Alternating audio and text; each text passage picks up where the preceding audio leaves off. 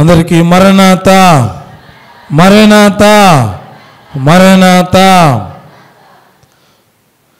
ప్రభు యొక్క సన్నిధానములోనికి వచ్చిన మనెల్లరకును మన ప్రియుడు, మన రక్షకుడు, మన విమోచకుడైన యేసుక్రీస్తు ప్రభువారి యొక్క కృప సమాధానము దేవదేవుడు దయచేయునుగాక. ఆమేన్. దేవుని యొక్క వాక్యాన్ని చదువుకుందాం. పరిశుద్ధ గ్రంథములో నుండి సమూయేలు మొదటి గ్రంథము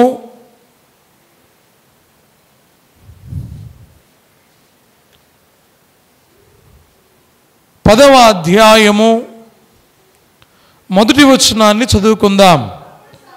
అప్పుడు సమూయేలు తైలము బుడ్డి పట్టుకొని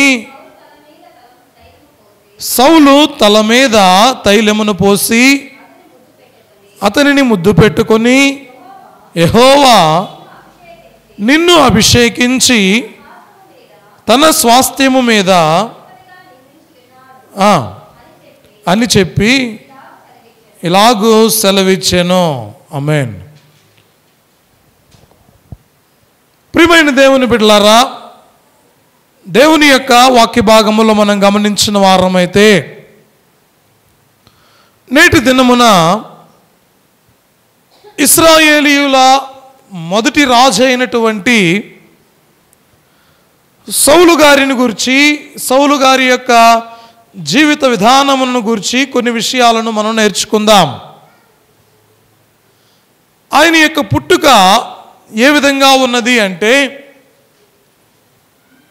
ఈయన బెన్యామీను గోత్రానికి చెందినవాడు. సౌలు కీషు అనేటువంటి వ్యక్తి యొక్క కుమారుడై ఉంటూ ఉన్నాడు. ఇతని గురించి వ్రాయబడినటువంటి మాట 9వ అధ్యాయము 2వ వచనములో ఒక మాట వ్రాయబడి ఉంది. ఒక కుమారుడు ఉండెను, అతడు బహు సౌందర్యము కలిగిన యవనుడు, ఇశ్రాయేలీయులలో అతని వంటి సుందరుడు ఒకడును లేడు.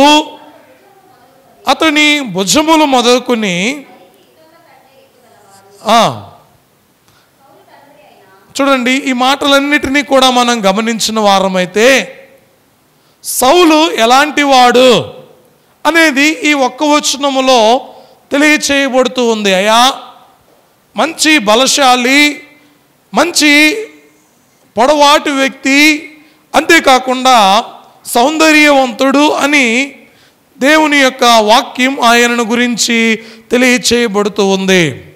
కీషు కుమారుడైనటువంటి ఈ సౌలు బెన్యామీను గోత్రం అనగా అతి చిన్న గోత్రానికి చెందినటువంటి ఈ యొక్క సౌలు కుమారుడు, ఈ యొక్క సౌలు ఇశ్రాయేలీయులను పరిపాలించేటువంటి మొట్టమొదటి రాజుగా నియమించబడుతూ ఉన్నాడు.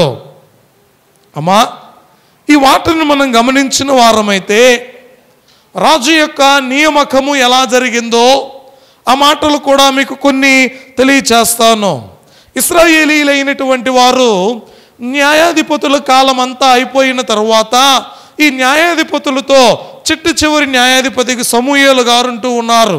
చూడండి, ఒక ప్రవక్తగా సమూయేలు గారు ఉంటూ ఆ కార్యక్రమాన్ని జరిగిస్తూ ఉన్న ఆ సమయాలలో వీరు ఇశ్రాయేలీల ప్రజలైనటువంటి వారందరూ కూడా, అయ్యా, ఈ చుట్టుప్రక్కల ప్రాంతాల వారందరికీ కూడా రాజున్నాడు, మమ్మల్ని పరిపాలించేదానికి మాకు రాజు లేడు, మాకు రాజు కావాలి అని వారు ఎప్పుడైతే కోరుతూ ఉన్నారో అప్పుడు దేవదేవుడు వారితో మాట్లాడుతూ ఉన్నాడు. 8వ అధ్యాయము 5వ వచనములో ఈ మాట ఉంది. చిత్తగించుము, నీ కుమారుడు. చూడండి, ఈ మాటలను మనం గమనించిన వారమైతే దేవుని యొక్క వాక్యం తెలియచేస్తూ ఉంది. అయ్యా, మాకు రాజు కావాలి అని వారి కోరడం, అంతేకాకుండా దేవుని యొక్క మనస్సుకు ఆ మాట నచ్చకపోవడం, కానీ దేవుడు వారు కోరినటువంటి దాని ప్రకారము దేవుడు వారికి అనుమతి ఇవ్వడము, ఈ మాటలు అంతేకాకుండా దేవుడు ప్రవక్త అయినటువంటి సమూయేలును తీసుకుని వచ్చి సౌలు దగ్గరికి తీసుకుని వచ్చి సౌలును అభిషేకించడము, ఈ కార్యక్రమం అంతా కూడా జరుగుతూ ఉంది. ప్రియమైన దేవుని బిడ్డలారా, సమూయేలు సౌలు గారిని ఒక తైలమును తీసుకుని వచ్చి ఆయన తల మీద ప్రోక్షీకరించి ఆయనను అభిషేకించి అతడు ఏం చేస్తూ ఉన్నాడయ్యా అంటే ఇశ్రాయేలీయుల మొట్టమొదటి రాజుగా నియమిస్తూ ఉన్నాడు. హల్లెలూయా. చూడండి, ఇశ్రాయేలీయుల మొదటి రాజు అంటే దేవుని చేత నియమించబడిన వాడు అంటే, అంతేకాకుండా దేవుడు ఆయనను గురించి కొన్ని ప్రత్యేకతలు అనేటివి కూడా, ఆయన యొక్క సౌందర్యాన్ని గురించి, ఆయన యొక్క భుజ బలమును గురించి, ఆయన యొక్క ఎత్తును గురించి, ఆయన యొక్క ఏ విధముగా ఉంటాడో ప్రతి దానిని గురించి ఆయన రాస్తూ తెలియచేస్తూ ఉన్నాడు. అంటే ఇశ్రాయేలీయులను పరిపాలించేటువంటి ఒక రాజు ఏ విధంగా ఉండాలో సౌలు గారిని చూస్తే ఆ సౌలులో ఆ రాజరికము అనేది కనబడుతూ ఉంది. ఇంత గొప్పగా ఉన్నటువంటి ఈ వ్యక్తి ఇంత గొప్పగా ఉన్నటువంటి ఈ వ్యక్తి అనేకమైనటువంటి విజయాలను సాధించాడు. అంతేకాకుండా ప్రియమైన దేవుని బిడ్డలారా, సమూయేలు మొదటి గ్రంథములో 11వ అధ్యాయములో వ్రాయబడుతున్నటువంటి మాట, అయ్యా ఇక్కడ రాజ్య పరిపాలన ఎలాగా ఉంది, ఆయన ఏ విధమైనటువంటి విజయాలను సాధించాడు అనేటువంటి విషయాలు అక్కడ వ్రాయబడ్డాయి. సౌలు తన మొదటి విజయాన్ని అమోనీయులపై యాబేసు గిలాదులో ఆయన సాధించిన వాడుగా ఉంటూ ఉన్నాడు. గిలాదులో ఆయన విజయాన్ని మనం చూస్తూ ఉన్నాం. అంతేకాకుండా ఇశ్రాయేలీలైనటువంటి వారు సౌలును గిల్గాలులో రాజుగా ప్రకటించడం అనేది చూస్తూ ఉన్నాం. ప్రియమైన దేవుని బిడ్డలారా, ఈ 14వ అధ్యాయము మొదటి సమూయేలు గ్రంథం 14వ అధ్యాయము 14 నుండి 47 నుండి మనం గమనించిన వారమైతే, సౌలు ఇశ్రాయేలీయులను ఏలుటకు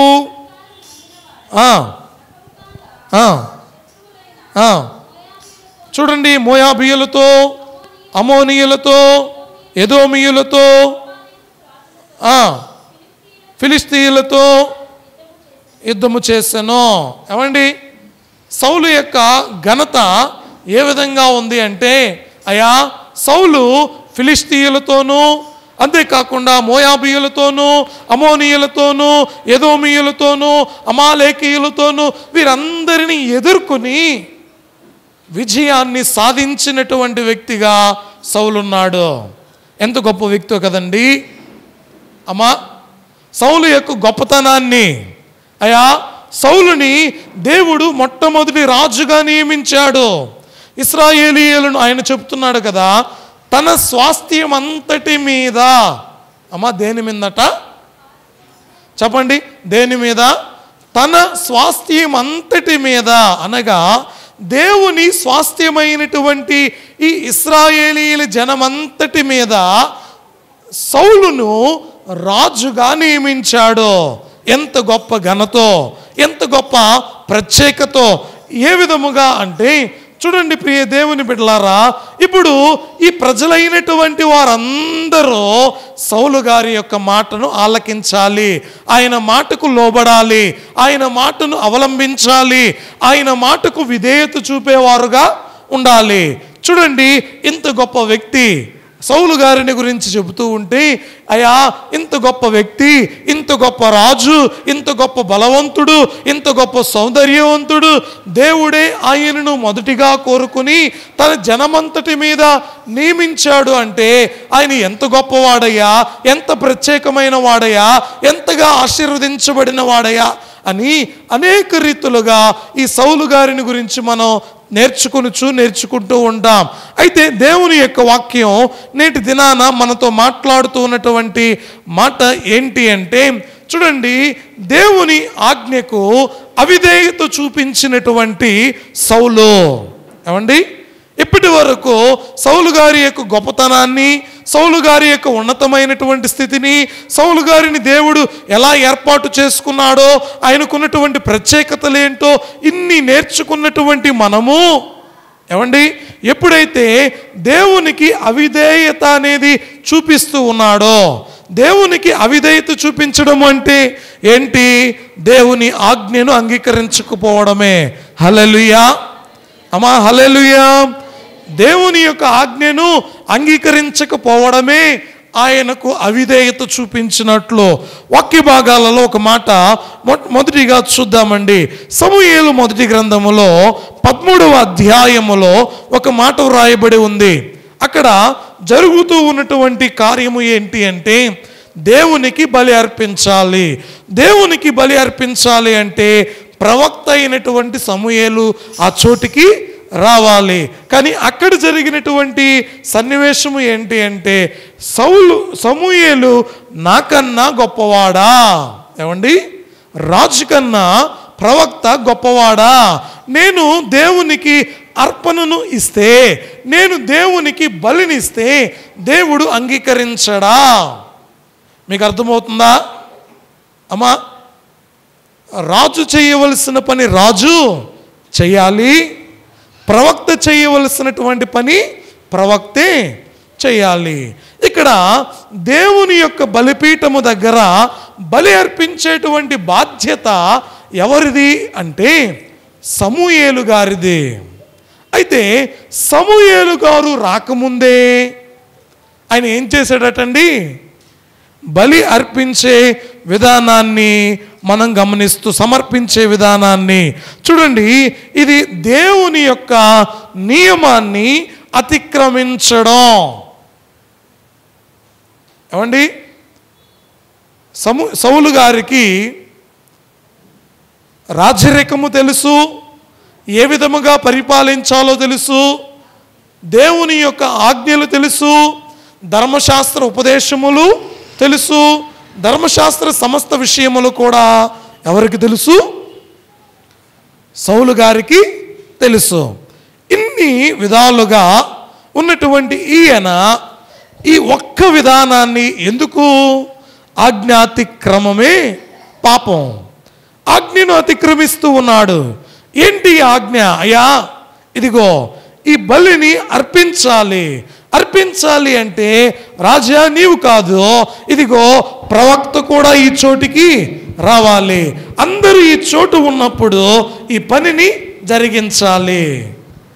వాక్య భాగాలలో ఆ మాటను మనం చూడగలం. రెండవదిగా ఆయన చేసినటువంటి మిస్టేక్ లేదా ఆయన చేసినటువంటి ఆజ్ఞాతిక్రమము ఏంటి అంటే చూడండి, మొదటి సమూయేలు గ్రంథములోనే 15వ అధ్యాయములో దేవుడు ఒక పనిని అప్పగించాడు. ఏంటి ఈ పని అంటే అమాలేకీయులను నీవు పూర్తిగా నాశనము చేయాలి. ఏం చేయాలండి? అందరూ చెప్పాలి. ఏం చేయాలట?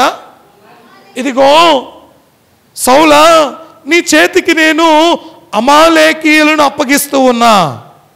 ఈ అమాలేకీయులలో ఉన్నటువంటి సమస్తాన్ని కూడా నువ్వు ఏం చేయాలి? నాశనం చేయాలి.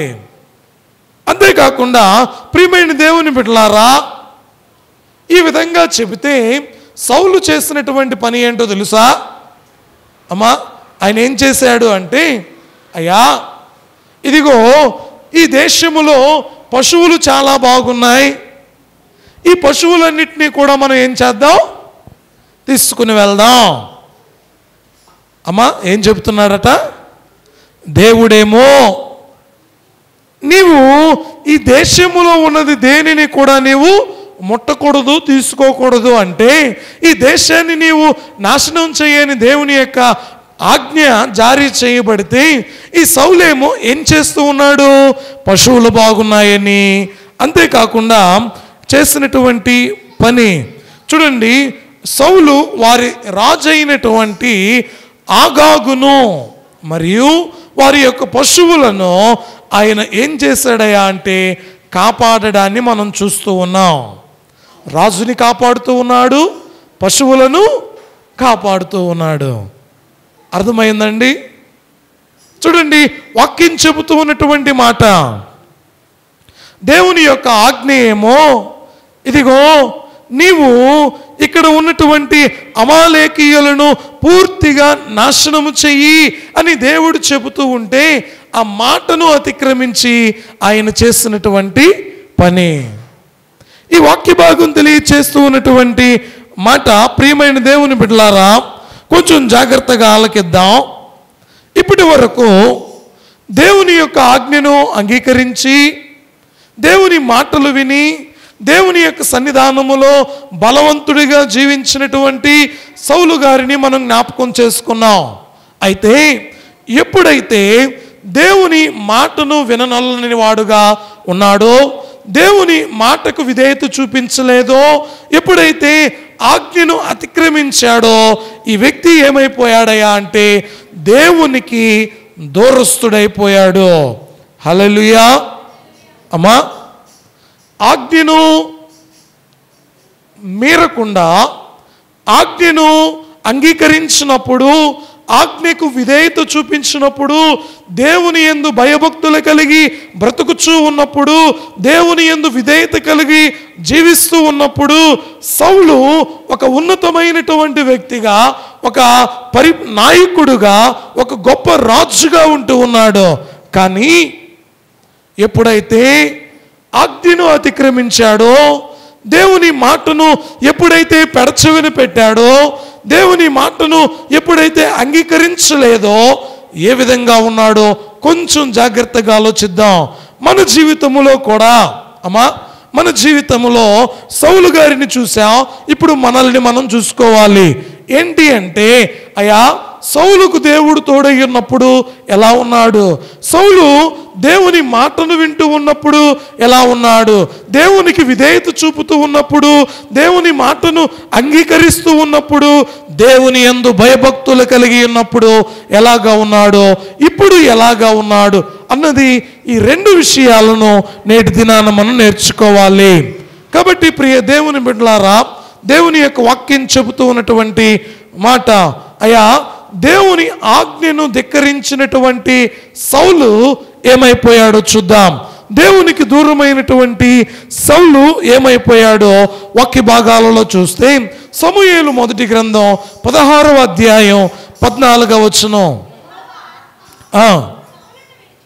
చాలండి అమ్మా, అందరూ వింటున్నారా? యెహోవా ఆత్మ ఎవరిని విడిచిపోయింది? అందరూ చెప్పాలండి. ఎవరిని? సౌలుని. ఎందుకు విడిచిపెట్టిందండి అమ్మా?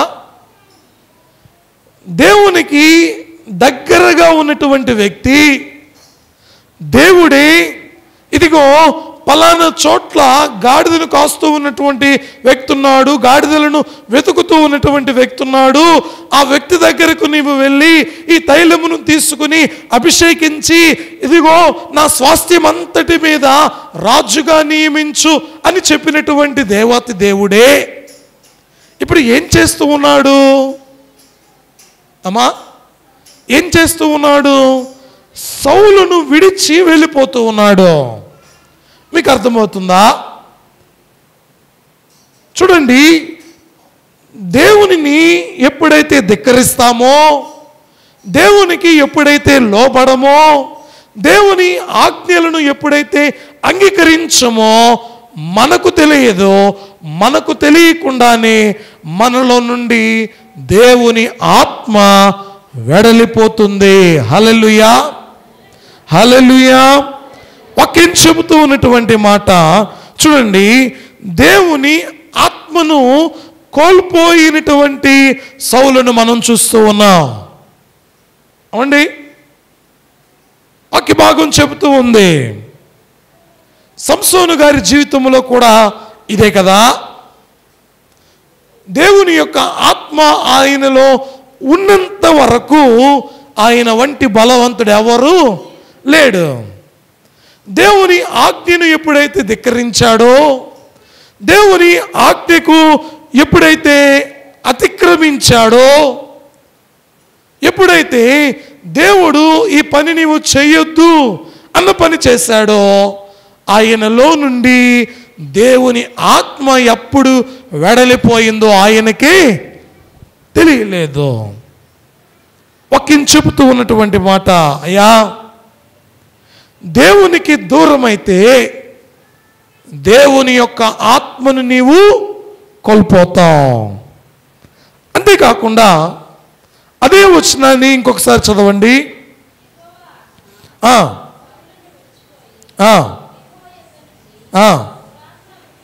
చాలండి అమ్మా.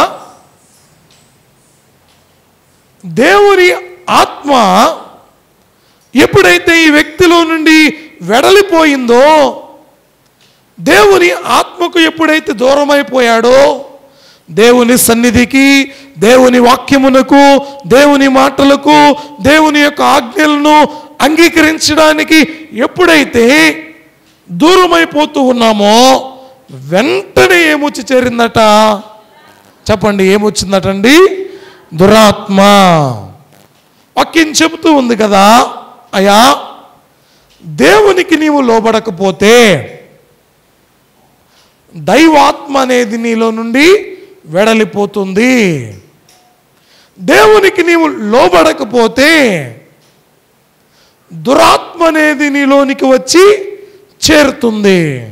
ఈ దురాత్మ చేసేటువంటి పనులు ఎలాగా ఉంటాయి అంటే, చూడండి, ఆలోచనలు చెడ్డ ఆలోచనలే, మాటలు చెడ్డ మాటలే, క్రియలు చెడ్డ క్రియలే, చేస్తూ ఉన్నటువంటి పనులు చెడ్డ పనులే. ఒక రాజుగా ఉన్నటువంటి వ్యక్తి ఏ విధంగా ఉన్నాడో మనం చూసాం. కానీ ఇప్పుడు ఆడిన మాటను తప్పేటువంటి వ్యక్తిగా ఉంటూ ఉన్నాడు. ఇన్ని రకాలుగా ఆయన ఉండడానికి గల కారణం ఏంటి అంటే దేవునికి దూరమైపోవడమే. హల్లెలూయా, హల్లెలూయా. చూడండి, ఇంకా మనం గమనిద్దాం. 15వ అధ్యాయం 35వ వచనం.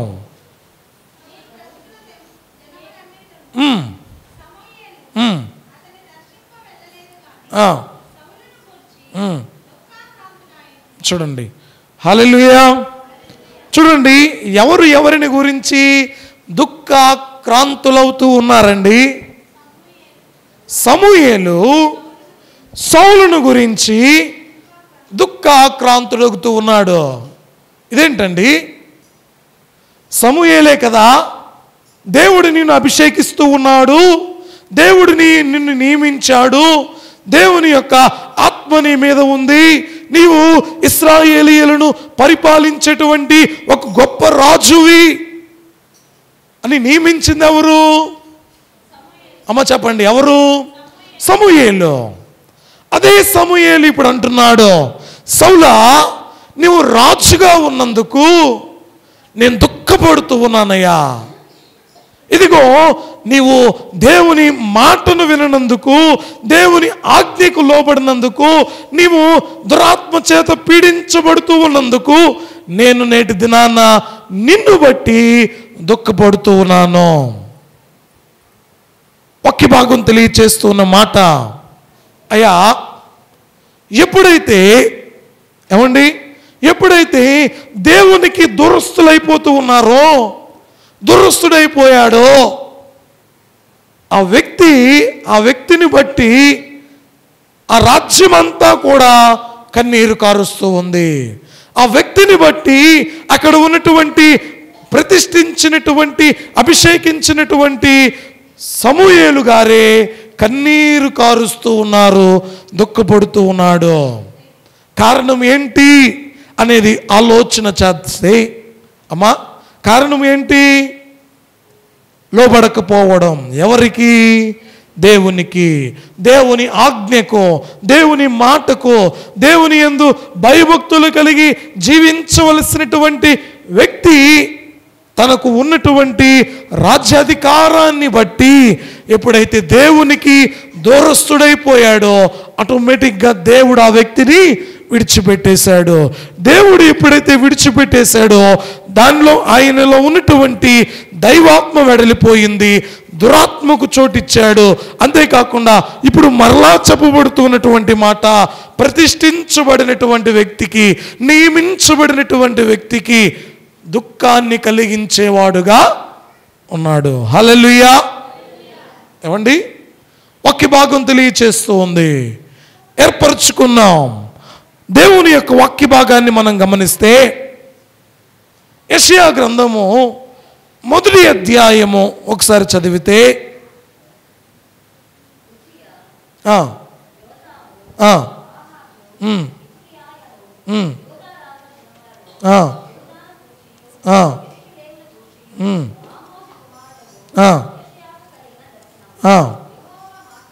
యెహోవా మాట్లాడుచున్నాడు, ఆకాశమా ఆలకించు, భూమి చెవియొగ్గుము. అమ్మా విన్నారా? ఆకాశమా ఆలకించు, భూమి చెవియొగ్గు, నేను పిల్లలను పెంచి గొప్పవారిగా వారిని నేను చేశా. వారు ఈ వాక్యం మాట్లాడుతూ ఉన్నటువంటి మాట, అయ్యా ఇదిగో నా బిడ్డలైనటువంటి వారిని నేను పెంచాను, పెద్దవారిని చేశాను, నేను వారిని గొప్పవారిగా చేశాను. అయితే వారు నా మీద తిరుగుబాటు చేసి ఉన్నారు, వారు నాకు దుఃఖాన్ని కలిగించేవారుగా ఉన్నారు. జరిగినటువంటి విషయము కూడా అదే.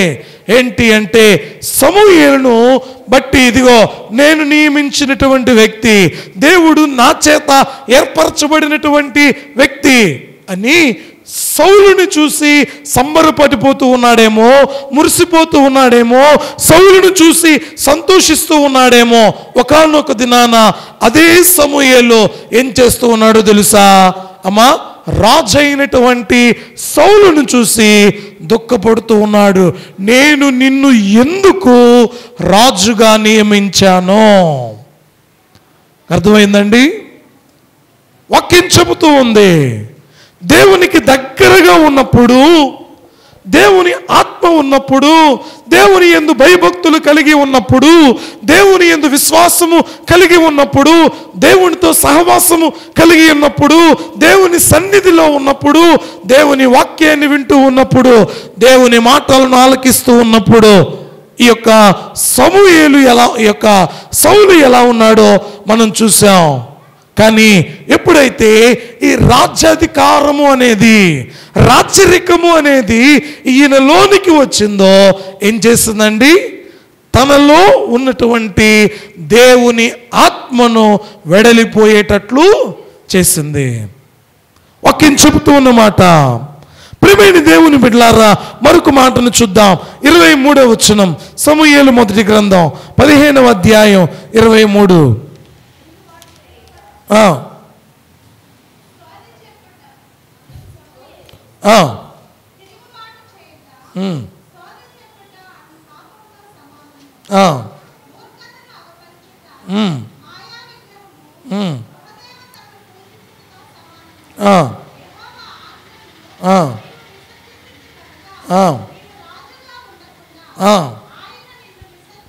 చాలండి అమ్మా, విన్నారా? యెహోవా ఆజ్ఞను నీవు, వినండి ఈ మాట, యెహోవా ఆజ్ఞను నీవు విసర్జించితివి గనుక నీవు రాజుగా ఉండకుండా ఆయన నిన్ను విసర్జించెననగా. వాక్యం చెబుతూ ఉన్నటువంటి మాట, అయ్యా దేవుడిచ్చిన దీవెనయ్యా నీకది. ఏంటి ఆ దీవెన? తన స్వాస్థ్యాన్ని పరిపాలించే దీవెన, తన ప్రజలకు రాజుగా నియమించబడినటువంటి దీవెన. ఒకటి కాదు, రెండు కాదండి. ఇప్పుడు ఎంతోమంది రాజులు పరిపాలించారయ్యా అనడము వేరు, ఇశ్రాయేలీల మొట్టమొదటి రాజయ్య అనడము వేరు. వాక్యం చెబుతూ ఉన్నటువంటి మాట అదే. అయ్యా యెహోవా ఆజ్ఞను నీవు విసర్జించితివి గనుక, ఏమండి దేనిని మీరావు? దేవుని ఆజ్ఞను మీరావు. దేవుని ఆజ్ఞకు లోబడలా, దేవుని యొక్క మాటలను చెవియొగ్గలా. అందుకే దేవదేవుడు అంటున్నాడు, విసర్జించితివి గనుక నీవు రాజుగా ఉండకుండా ఆయన నిన్ను విసర్జించెను. ఇదిగో నీకు ఇవ్వబడినటువంటి దీవెన నీవు కోల్పోవడానికి గల కారణం ఏంటి? అమ్మా, నీకు ఇవ్వబడినటువంటి ఆశీర్వాదము పోగొట్టుకోవడానికి గల కారణం ఏంటి? దేవుని సన్నిధానములో కనిపెడుతూ ఉన్న నీవు, దేవుని మాటలు వింటూ ఉన్న నీవు, వేకువని దేవునిని వెతుకుతూ ఉన్నటువంటి నీవు, వాక్యాన్ని ధ్యానిస్తూ, వాక్యాన్ని వివరిస్తూ, దేవుని యొక్క మాటలను నెమరు వేసుకుంటూ అనేకులను దేవుని మందిరమునకు నడుపుతూ ఉన్నటువంటి నీవు ఎందు నిమిత్తమై బలహీన పడిపోయావు. దేవుడు నీలో ఉంచినటువంటి ఈ దైవ ఆత్మ అనేది ఏమైపోయింది? ఏమండి, దేవుడు నీలో పెట్టినటువంటి ఈ దైవ ఆత్మ అనేది ఏమైపోయింది? దేవుడు నీలో ఉంచినటువంటి ఈ పరిశుద్ధాత్మ ఏమైపోయింది? ఎందుకు దురాత్మ చేత పీడించబడుతూ ఉన్నావు? ఎందుకు నీవు దుఃఖాన్ని కలుగు చేసేటువంటి వాడవుగా వారముగా ఉన్నాం? అంతేకాకుండా ఎందు నిమిత్తం దేవుడిచ్చేటువంటి దీవెనను మనం కోల్పోతూ ఉన్నాం. ఆలోచించామా? ఏమండి, మనకు తెలియదు, మనకు తెలియకనే దేవుడు మనలను వెడలిపోతాడు. ఏమండి, మనకు తెలియదు, మనం భక్తిగా ఉన్నామనుకుంటున్నాం, విశ్వాసంగా ఉన్నామనుకుంటున్నాం, దేవుని యందు భయభక్తులు కలిగి ఉన్నామనుకుంటున్నాం, దేవుని యందు నమ్మకము కలిగి జీవిస్తున్నాం అనుకుంటున్నాం. అయితే ఎప్పుడైతే దేవుని ఆజ్ఞకు విధేయులుగా లేక ధిక్కరించే వారముగా, విసర్జించే వారముగా ఉంటామో మనకు తెలియకనే మనలో నుండి దేవుని ఆత్మ వెడలిపోతుంది. హల్లెలూయా, హల్లెలూయా. వాక్యం చెబుతున్న మాట అదే. అయ్యా, దేవుడు నీకు ఇచ్చిన దీవెన ఏంటి? అమ్మా, చదువు దేవుడిచ్చిన దీవెన. ఏమండి, పరిశుద్ధ గ్రంథమును ధ్యానించడానికి, నేర్చుకోవడానికి, దేవుని మాటలు వినడానికి అది దేవుడు మనకిచ్చినటువంటి జ్ఞానం, మోకాటి అనుభవము, దేవునితో మాట్లాడుటకు దేవుడిచ్చినటువంటి అనుభవము, అదొక దీవెన. దేవుని సన్నిధానానికి రావడము దేవుడిచ్చినటువంటి దీవెన. దేవుని సన్నిధిలో అమ్మా దేవుని మాటలు వినడము దేవుడిచ్చినటువంటి ఒక దీవెన. దేవుడు అందరి నిమిత్తం ప్రార్థన చేయడము, అందరి కొరకు విజ్ఞాపన చేయడము, అందరి కొరకు అమ్మా ఉపవాసం ఉండి ప్రార్థన చేయడం, ఇవన్నీ కూడా ఏంటి అంటే దేవుడు నీకిచ్చినటువంటి దీవెన. దేవుని సన్నిధానములో పాటలు పాడి ఆయనను స్తుతించడం, దేవుని సన్నిధానములో పరిచర్య చేయడం, దేవుని సన్నిధానములో ఆయన వాక్యాన్ని తెలియచెప్పడం, ఇదంతా కూడా ఏంటి అంటే దేవుడు మనకిచ్చినటువంటి దీవెన. ఒక్కొక్కరికి ఒక్కొక్క తలాంత్ ఇస్తాడు, ఒక్కొక్కరికి ఒక్కొక్క టాలెంట్ అనేది ఉంటుంది. అమ్మా, దీనిని మనం పోగొట్టుకుంటే ఎప్పుడు పోగొట్టుకుంటామో తెలుసా? దేవుడు మనలను విసర్జిస్తే దానిని మనం పోగొట్టుకుంటాం. అవండి, ఎప్పుడు పోగొట్టుకుంటామట చెప్పండి? ఎప్పుడంటండి? దేవుడు మనలను విసర్జిస్తే మనం దేవుని పనిలో దేనిలో కూడా పని చేసే వారముగా ఉండం. ప్రార్థించలేం, వాక్యం చదవలేం, దేవుని మందిరానికి రాలేం, దేవుని యొక్క మాటలు వినలేం, దేవుని యొక్క సన్నిధానములో సరిగ్గా జీవించలేం. మన మాటలు, మన క్రియలు, మన ప్రవర్తన అన్నీ కూడా ఏ విధంగా ఉంటాయంటే విరుద్ధంగా ఉంటాయి. ఎందుకో తెలుసా? మనలో ఉన్నటువంటి ఈ దేవుని ఆత్మ వెడలిపోయింది. వాక్యం చెబుతూ ఉన్నటువంటి మాట అదే. అయ్యా, యెహోవా ఆజ్ఞను విసర్జించి గనుక నీవు రాజుగా ఉండకుండా ఆయన నిన్ను విసర్జించెను. చూడండి, దేవుడిచ్చినటువంటి దీవెనను ఎవరు కోల్పోయారండి? అమ్మ అందరూ చెప్పాలి, ఎవరు కోల్పోయారు?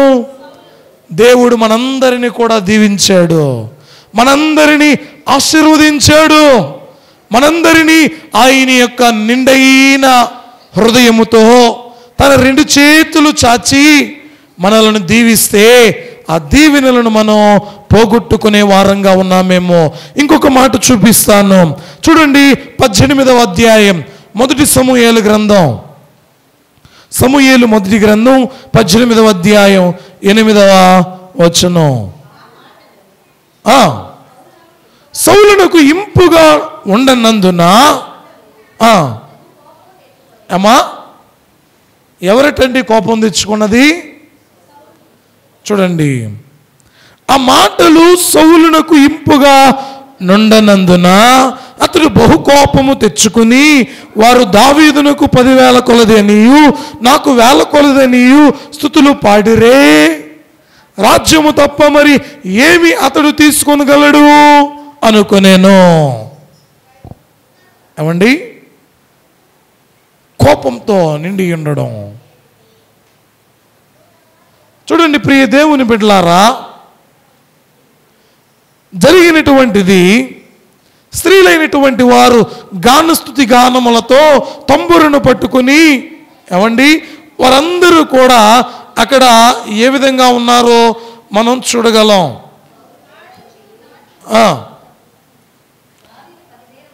చూడండి, ఈ ఒక్క మాట నేను రాజునైతే నన్ను పొగడకుండా దావీదును పొగుడతారే. సౌలు 1,000 కొలదైతే దావీదట 10,000 కొలది. ఈ మాట ఎప్పుడైతే స్త్రీలైనటువంటి వారు గానములతో పాడుతూ ఉన్నారో, ఈ ఒక్క పాటతో సౌలు గారికి ఏమొచ్చిందటండి? కోపంతో నిండి ఉన్నాడు.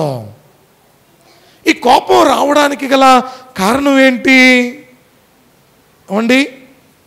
ఎక్కడ కూడా సౌలు కోపపడినట్లు రాయబడలేదే. కానీ ఈ మాటను బట్టి ఎందుకు రాయబడింది? దేవుని ఆత్మ ఆయనలో లేదండి. దేవుని ఆత్మ ఆయనలో లేదు. ఎప్పుడైతే దేవునికి దూరమైతే ఆయన యొక్క జీవితం కోపముతో నిండినదిగా మారిపోయింది. మరొక మాటను మనం చూస్తే అదే 12వ వచనములో ఒక మాట ఉంది.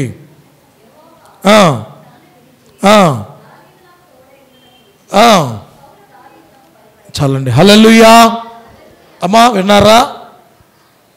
యెహోవా ఎవరిని విడిచిపెట్టాడట? మీకు అర్థమవుతుందండి? మనం ప్రయాణమై వెళ్ళేటప్పుడు మనం ప్రార్థన చేసుకుంటాం. ఏమని? నీ దేవదూతలైనటువంటి వారిని మాకు తోడుగా ఉంచు ప్రభువా.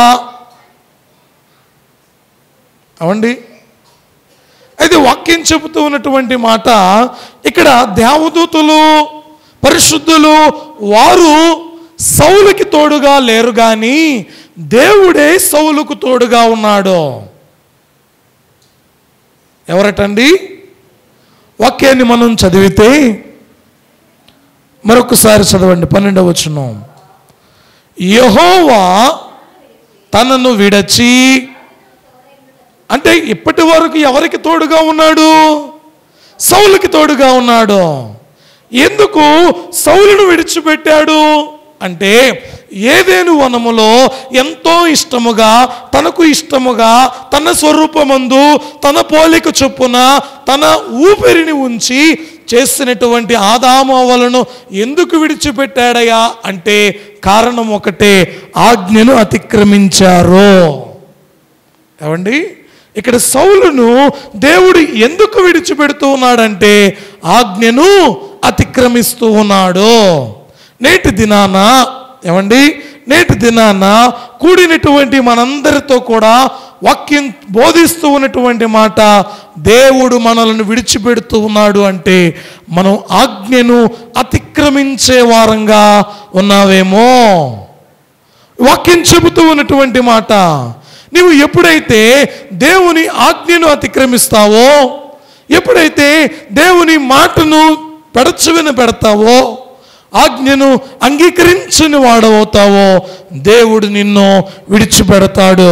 చూడండి, చివరిగా ఈ మాట చెప్పి వాక్యాన్ని ముగిస్తాను. సమూయేలు మొదటి గ్రంథం 19వ అధ్యాయం 1వ వచనం. మీరు దావీదును చంపవలసినదని తన కుమారుడైన యోనాతానుతోనూ. అమ్మా, ఎవరు చెబుతున్నారట ఈ మాట? సౌలు చెబుతూ ఉన్నాడు. 9వ వచనం చూడండి.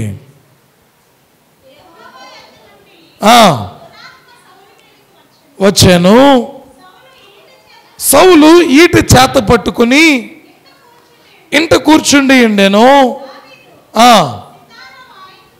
చూడండి అమ్మా, ఒక మనిషికి కుయుక్తి అనేది ఎప్పుడైతే కలిగిందో, ఎందుకు ఈ కుయుక్తి? దేవుడు నన్ను విడిచిపెట్టి దావీదును రాజుగా నియమించాడు, దేవుడు నన్ను విడిచిపెట్టి దావీదుకు తోడై ఉన్నాడు అని దావీదునకు భయపడి, దావీదే లేకపోతే ఏమండి దేవుడు నాకే తోడుగా ఉంటాడు కదా.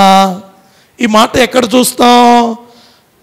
నా తమ్ముడే లేకపోతే నేను పెట్టేది దేవుడు తింటాడు కదా అన్నది ఎక్కడ చూసాం?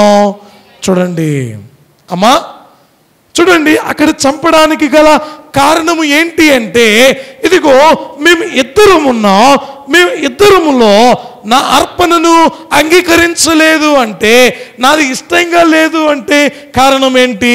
నా తమ్మునిది ఇష్టమయ్యింది. ఇప్పుడు నా తమ్ముడే లేకపోతే దేవుడికి నేనంటేనే ఇష్టమవుద్ది కదా. ఇది ఏంటి అంటే కుయుక్తి. అమ్మ, ఏంటండి కుయుక్తి? దేవుని ఆత్మ దూరమైనప్పుడు కుయుక్తి కలిగినటువంటి వారముగా ఉంటాం. వాక్యం చెబుతూ ఉన్నటువంటి ఈ మాటను మనం జాగ్రత్తగా ఆలోచన చేస్తే, దావీదు సితారా వాయించుకుంటూ దేవునిని స్తుతిస్తూ పాటలు పాడుతూ ఉంటే, ఈ సౌలేమో ఈటను పట్టుకుని ఎప్పుడు దావీదు మీద విసురుదామా అన్నట్టున్నాడు. చూడండి ఆ మాటను కూడా 10వ వచనాన్ని ఒక్కసారి. సౌలు ఒకే దెబ్బతో దావీదును గోడకు పొడుచుదునన్న తాత్పర్యము కలిగి ఏమండి ఈట విసిరాడు. ఈ ఈట విసిరితే ఈ దెబ్బకి ఏమైపోతాడు? దావీదులో నుండి ఆ గోడకి ఈట గుచ్చుకుంటుంది అంటూ విసిరేను. దావీదు అతని ఎదుటి నుండి తప్పించుకున్నందున ఈట గోడకు నాటగా దావీదు ఆ రాత్రి యందు తప్పించుకొని, హల్లెలూయా, వాక్యం చెబుతూ ఉన్నటువంటి మాట. అయ్యా, దేవుని చేత నియమించబడిన వ్యక్తి, ఏర్పరచబడిన వ్యక్తి, అమ్మా ప్రతిష్ఠించబడినటువంటి వ్యక్తి, అభిషేకించబడినటువంటి వ్యక్తి, ఇంత గొప్పగా ఉన్నటువంటి వ్యక్తి దేవునికి దూరస్తుడైపోవడానికి గల కారణము ఏంటి అంటే, దేవుని ఆజ్ఞను అతిక్రమించడము. దేవునికి దూరమైపోవడానికి గల కారణము ఏంటి అంటే, దేవుని యొక్క మాటను వినకపోవడము.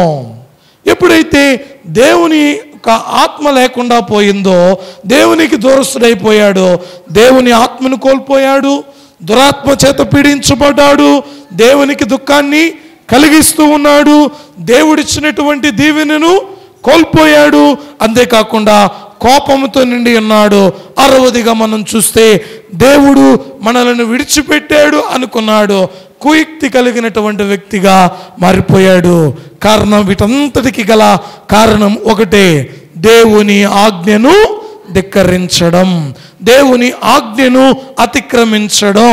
కాబట్టి ప్రియ దేవుని బిడ్డలారా, దేవునికి ఇష్టలముగా దేవుని యొక్క సన్నిధానములో జీవించు వారముగా నేటి దినాన మనము ఉండి ఆయన సముఖములో నిరంతరము జీవించు భాగ్యము దేవదేవుడు దయచేసి ఆయన సన్నిధిని పోగొట్టుకునే వారముగా కాక, ఆయనకు దూరస్థులమయ్యే వారముగా కాక, ఆయన యొక్క సన్నిధానములో ఆయన యొక్క సన్నిధి అనుభవము కలిగి ప్రార్థించే వారముగా, వాక్యం చదివే వారముగా, సన్నిధిని చేసుకునే వారముగా దేవుని యొక్క సన్నిధానములో జీవించే భాగ్యం దేవదేవుడు మనందరికీ దయచేయును గాక. ఆమేన్. ప్రార్థన చేసుకుందాం. పరిశుద్ధుడా, ప్రేమస్వరూపుడైన మా తండ్రి యేసయ్యా, మీ ఘనమైన నామమునకు వందనాలు ప్రభువా. వాక్యం ద్వారా మీరు మాతో మాట్లాడారు, అందును బట్టి నీకు వందనాలు. వాక్యములో జరిగిన సంగతులను మీరు మాకు తెలియపరిచారు, అందును బట్టి నీకు వందనములు. అయ్యా, నీకు దూరస్తుడైపోయినటువంటి సౌలు గారి యొక్క జీవితాన్ని గురించి కొన్ని విషయాలు మేము నేర్చుకున్నామయ్యా. మేము నీకు దూరస్థలముగా ఉండక నేను నీకు సమీప స్థలముగా ఉండే భాగ్యము దయచేయమని యేసు స్వామి ద్వారా అడిగి వేడుకుంటున్నాము తండ్రి. ఆమేన్. అందరికీ మరణాతా మరణాతా మరణాతా. దేవదేవుడే మనందరినీ దీవించునుగాక. ఆమేన్.